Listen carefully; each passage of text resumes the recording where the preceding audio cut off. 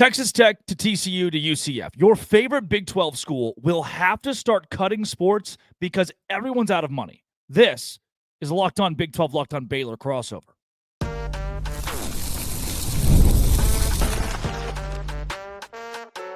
You are Locked On Big 12, your daily podcast on the Big 12 Conference. Part of the Locked On Podcast Network, your team every day.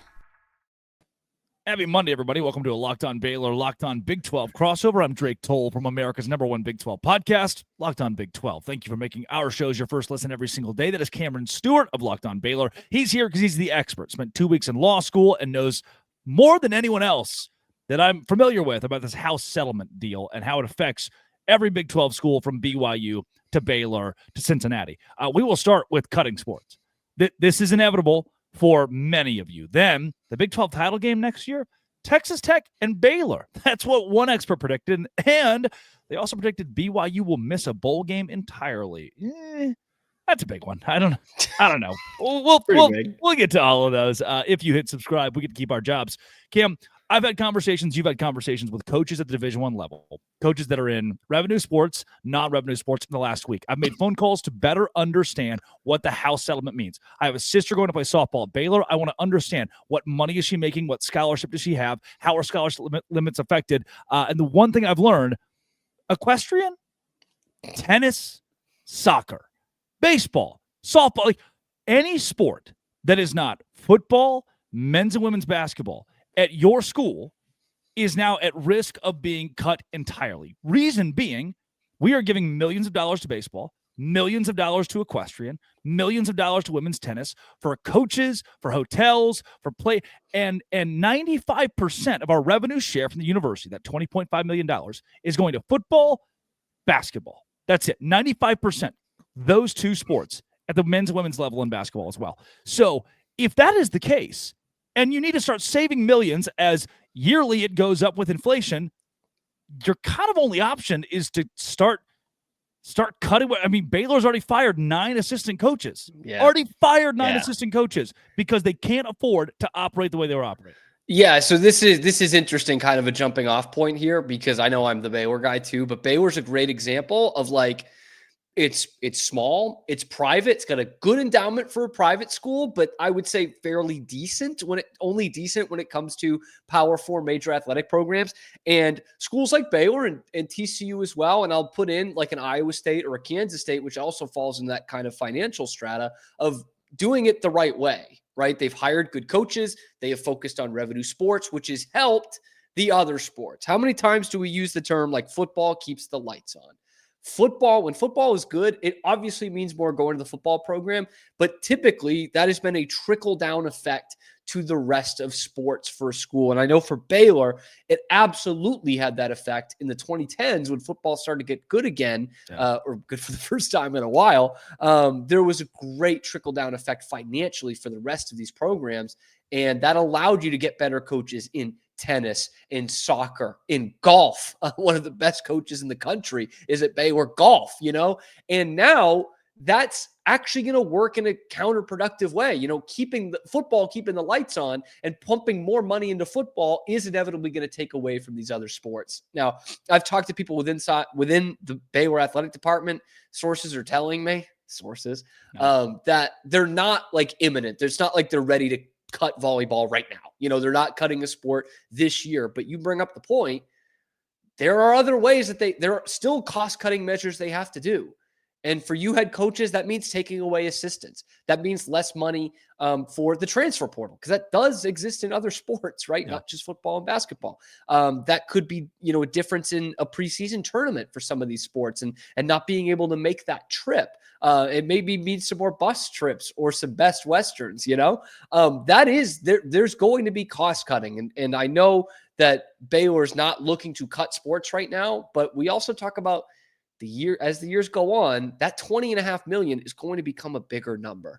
And that's just more that you're taking from revenue. And if you don't have a great football team, you're picking from about the same pot of revenue every year. You know what I mean? I know we're going into a new TV contract and all that, but if you're not making the conference championship game or the college football playoff or major bowl games outside of the college football playoff, if that's not an oxymoron yet, then you're picking from the same pool every year, and that price is going up. That's kind of what Jamie Pollard was talking about a few weeks ago. Yeah, Coach McGraw, Baylor Golf, spectacular, right? I mean, great, yeah. But we now have to ask the question, and I've had him on shows before, talked to the guy, love the program. I'm getting into golf myself. What's the point? Can't believe that, by the way. If you're Mac Rhodes, if you're Santiago, if you're Jamie Pollard, if you're Hokut, what is the point of having a men's golf team? Previously, this was another opportunity to diversify your athletics department. Mm-hmm. Have because again, that's kind of your doorstep. This is the front porch of your university athletics, and men's golf adds some sort of value. Now, you start to look at like, oh shoot, they're costing me a lot of money, and is the juice worth the squeeze? Do I need in this era? They're not on ESPN. They're not a marketing tool right now. Their followership is maybe 7,000 on Instagram or TikTok or whatever it is. So why do I have it? It's like, when we talk about football and specifically the NFL, it's like, dude, none of it matters if your GM stinks or your head coach stinks or your owner stinks. If the quarterback is good, none of it matters, right? Like that's what we use with football all the time. When it comes to college athletics under this, it's not going to matter if you have a great coach, good facilities, good recruiting, and all these other sports. If football sucks, you suck. Like everything's brought down when it comes to this model. So it definitely does even out the playing field in some respects. I'm not saying that it's all like the worst thing ever, but when push comes to shove, like if you don't have good football for like 3 years in a row, that's bringing down your entire athletic program more than it really ever has. Because again, I'll use Baylor as the example because they've waxed and waned the last 10 years of being pretty good, right? They've had some great teams, they've had some bad teams, and a lot of in between. And they've had stretches where they've gone a couple years without being good, but that didn't matter when you had Kim Mulkey still as your women's basketball coach, or McGraw with golf, or having a good tennis team. That didn't matter because you're like, all right, well we'll bounce back here.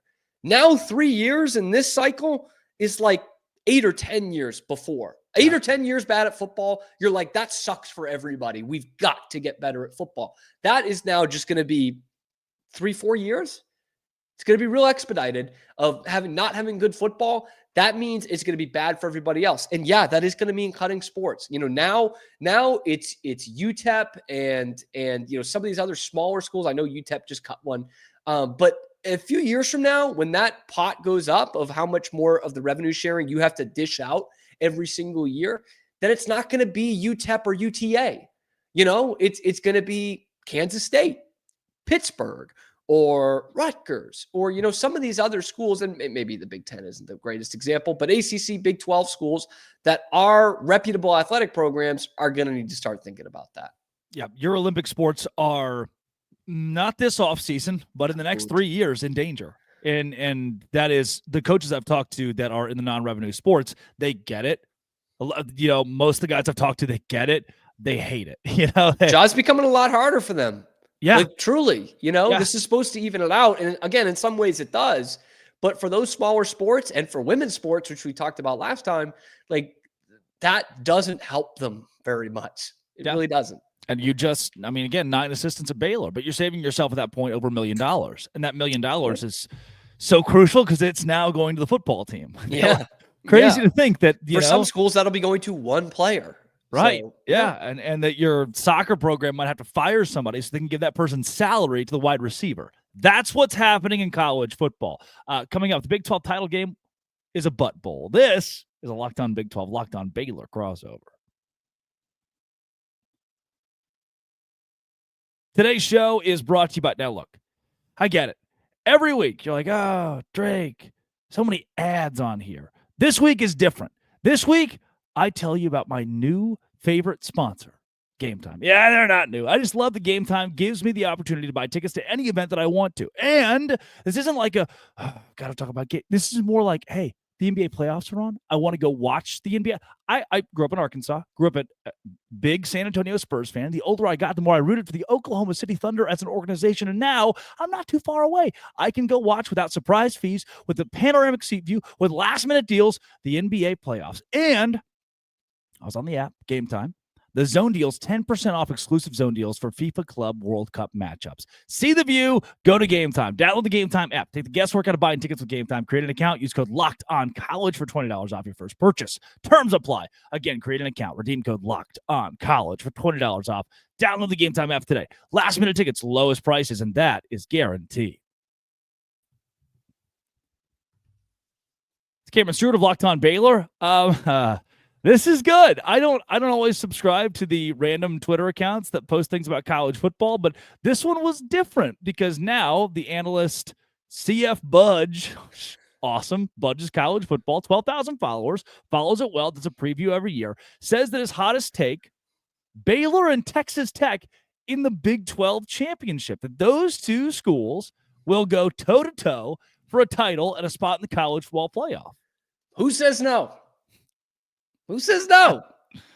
It's possible. It's possible. Okay. My question we can get into both teams here. I just think there are better teams than Baylor in the Big 12. And that's not a crazy take at all.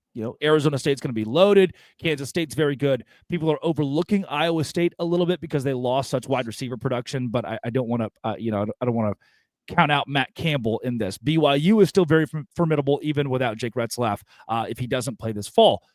But Texas Tech, reload out of the portal, the best portal class arguably in the country. Yep. Joey McGuire seems like he could finally put it together, a great back half of the season in 2024. They're very good. My question would be, like, a Baylor defense that you watched against Colorado last year and thought, how do you not? A Baylor defense you watched against LSU last year that was Swiss cheese, right?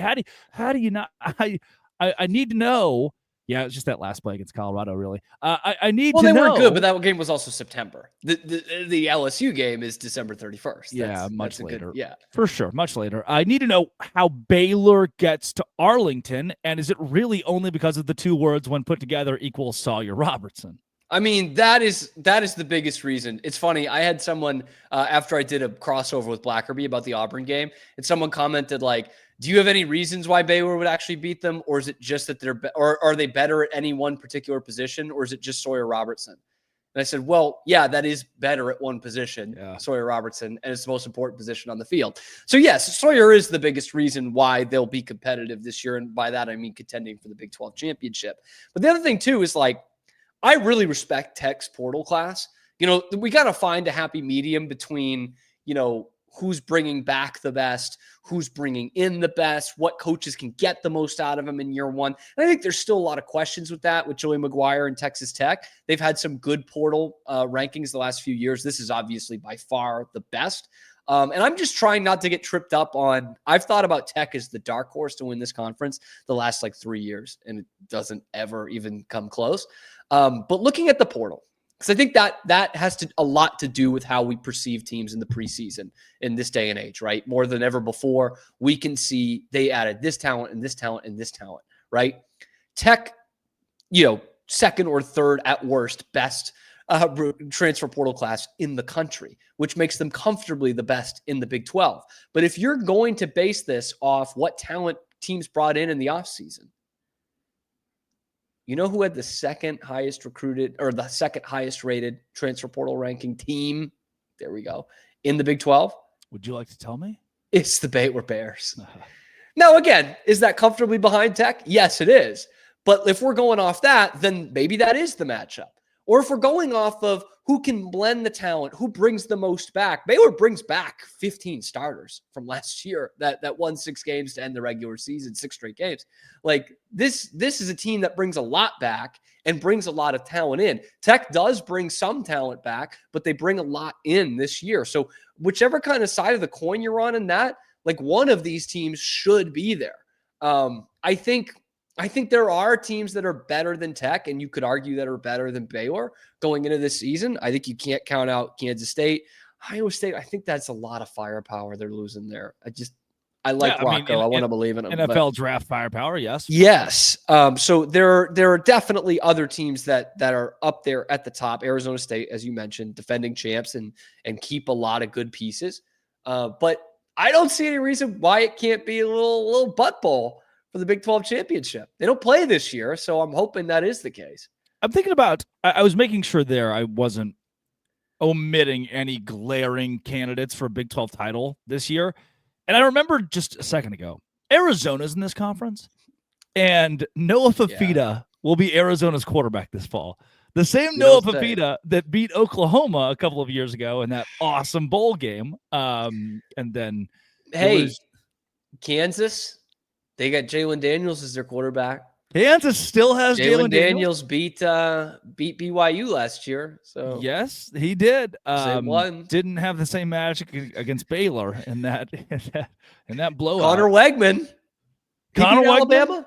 Houston, probably. Alabama's not quite on their high horse as much anymore. There are a couple Big 12. Colorado still has Deion Sanders. Just list all the quarterbacks in the Big 12 who had a big win in the past. Brennan Sorsby will return. He's going to be there in the mix. UCF will have somebody taking the snap. TCU lost to Houston last year. We forget about that. I don't. Yeah.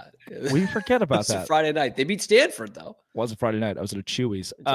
My big problem here with the whole Baylor and Texas Tech thing, again, I have questions about the defense. That's a big problem. Yeah. But I'm worried that against Auburn and then a college football playoff team last year in SMU, that game in Dallas at noon too, I am worried that Baylor could be downtrodden after a slow start because you start so hot and heavy. I'm confident I will choose the Bears to win both of those games. Proud alum. Shocking, I know. There you go.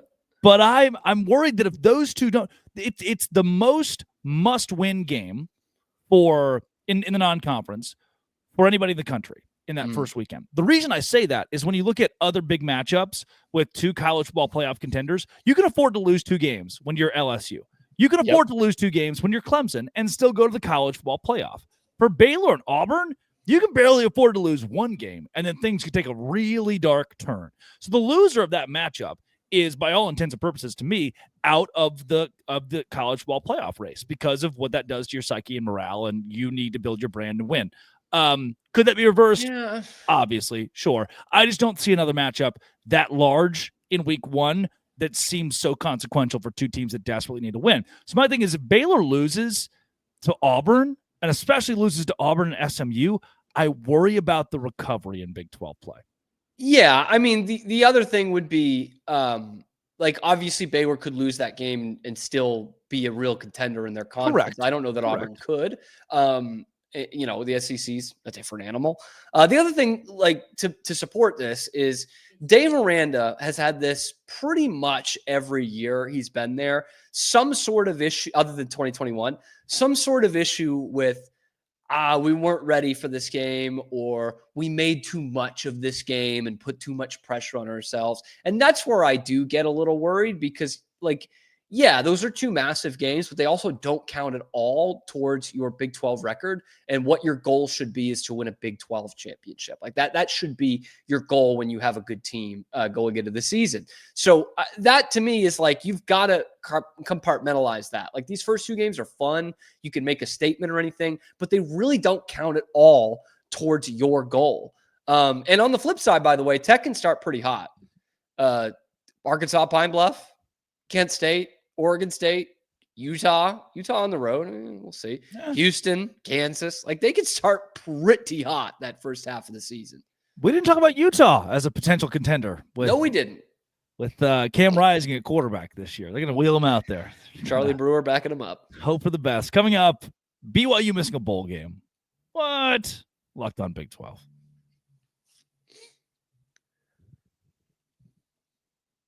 College football budge. List of hot takes. I like this guy, by the way. Does really good content. Talks about the MacGuffin. It's like this thing who's the cup in college football, who's won every game dating back to the very first game in college football history. The cup, the belt, what is it? Yeah, something like that, right? And then you can I think we discovered this together, actually. That's correct. On a drive to Oklahoma. He says in his hot take, BYU will miss a bowl game. Okay. Look, we've been very clear. Don't think Jake Retzlaff plays this fall. Why? There's a whole legal case going on. There's a civil case that's going to take possibly years to sift through. And it's very hard. Sean Oakman went through this. Mm-hmm. It's very hard, which we don't know what the result will be for Retzlaff, the same as Oakman's or not. Either way, challenging to see him play this fall. Does that mean BYU misses a bowl game? I just don't think quarterback is the most important position to a team like BYU. It wasn't last year. Even when Retzlaff was bad, everybody else was good enough for them to win. And some games, he was just bad, and they couldn't win. The Kansas game, terrible, Yes. like awful. And then a couple weeks later against Colorado in a bowl game, awful. And we have, for me, Locked On Big 12, I have the Big 12 colored glasses on. I root for every quarterback to be good in the context of college football and against other teams and other conferences. But maybe that's why I thought Jake Retzlaff was a strong quarterback or an elite quarterback.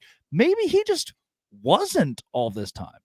Yeah, the way I thought about this, because it did kind of change my tune when looking through this particular take to see how BYU would be this year. I don't think they're a conference contender. I don't, without Jake Retzlaff, but I don't think they're that bad because I'm thinking of it through the lens of like WAR in baseball, wins above replacement. Sure, like Jake Retzlaff's WAR probably just wouldn't be too high. He about feels average, probably, yeah. Because he feels like a replacement level quarterback in the context of the Power Four, right? He's better than Zion Chris, but he's not Josh Hoover. You know what I mean? Yes. Oh, can I do something here? Yes. He is Gary Bohannan. There you go. He's Gary Bohannan. People beat out Gary Bohannan last year, but yes. Like Gary Bohannan has been in spots that have made Baylor look really good. Baylor went to the Sugar Bowl off the back of just a really clean Gary Bohannan season. He was sneaky good. No one talked about it. Ran the ball a little bit, threw the ball a little bit, but was player number 17 of the 22 starters for Baylor in that Sugar Bowl winning season. He was like 13 for 23 in the Sugar Bowl. Yeah. Didn't play in the Big 12 title. I mean, his average game would be 196 passing yards, probably 13 for 18. No interceptions, maybe one touchdown pass. You'd go, well, Baylor won again because the defense had Terrell Bernard and Jalen Petrie. And that's kind of what BYU, who very familiar with Gary Bohannan, feels like. Yeah, and there's a blueprint on how to win in this conference using the Gary Bohannan method and who they bring in here. But if I'm putting in a replacement level quarterback and I'm just looking through their schedule, Drake, I cannot find 5 losses here, let alone 7 losses. Yeah. Okay? Portland State, Stanford, they're playing at a place called Dowdy-Ficklin Stadium in Greenville, at East Carolina, at Colorado, West Virginia, at Arizona. Those are all wins with a replacement level quarterback in the defense that BYU brings back. Utah, it's a pretty good one. It's a home game too. So I think yes, they then have a stretch where they're at Iowa State, bye week at Texas Tech. Those are probably both losses the way we look at them right now. But everything else, TCU, that's a tough team. I think they're going to sneak up on some teams this year. That game's at home. At Cincinnati, okay. UCF, they're horrible. That's at home. Like they could win 9 games with a replacement level quarterback. And I've got a take here that says they're going to win no more than 5. That's just too fat. That's just saying, hey, they don't have Jake Retzlaff. That's not looking at the schedule. Like every now and then I'll be sitting in the airport or just on the pot in the shower and just remind myself BYU has the easiest schedule maybe in Big 12 history. Like, look at this, man. This is like UT's last year in the SEC. It's embarrassingly easy. And if you're a BYU fan, you shouldn't be upset by that. Portland State, Stanford, at East Carolina part's hilarious. Just the going on the road there is really funny. And it's the most BYU thing ever to be like, hey, we should honor the nicest thing that we could do is to honor this contract. Look, they played at USF to open a season a couple of years ago. When we went week 2, Baylor at BYU, they had just played USF. They probably scheduled this game 10 years ago when they were in the middle of independence and they were playing, a random schedules, completely random schedules. And so I respect you for playing at East Carolina. But look, I don't think Colorado, it's crazy that game's at 10:15 p.m. And the next week, West Virginia's at 10:30 p.m. It's just kind of, I'm not going to sleep. Poor ever. West Virginia. Poor me. The schedule for BYU, yes, it starts at. Your Paul's going to have some dues that night. Oh, yeah, 2 or 3, and then go live after the game. Portland State, Stanford, East Carolina. Colorado is not obviously not proven without two of the best players in college football. So I'm interested to see what they look like. West Virginia is a brand new head coach. Arizona's just bad. Each of those two opponents, by the way, West Virginia and Arizona, each of them could finish in last place. That's realistic. I have higher expectations for West Virginia. I could see them at 10. I like I think they're both better than UCF.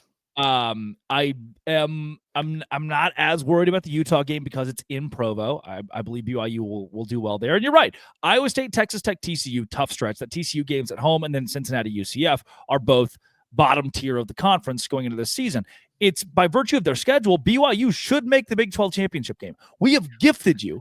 You have 2 games in there. We're asking you to win one of those 2 on the road or lose both of them and still probably make the Big 12 championship game. Yeah. That's a realistic possibility. If those are the only 2 losses they have, they're probably in the game. And again, I mean, stuff happens. I think I don't think they'll go 10-2. We're looking at this now in June, but do you really think they could go 5-7 based off this? Like, think of how bad that offense has to be. Think how bad your quarterback play has to be. Why won't they go 10-2? Because these things happen, man. Like, TCU lost to Houston last year, but they could have Josh Hoover go nuclear and throw for 420 at Lavelle Edwards and win it, 42-24. Not a lot of 420 going on at Lavelle Edwards. No, that would be the only one, I think. Yeah, I think. But just this conference, you can't accurately predict this conference, Drake. Try as we might for a couple more months here. Yes, Arizona State, I had it going 3-9, I think, and they went and won the Big 12 title after picking TCU 2-10 in 2022 preseason. I also had TCU at 2-10, and they went to the national championship game.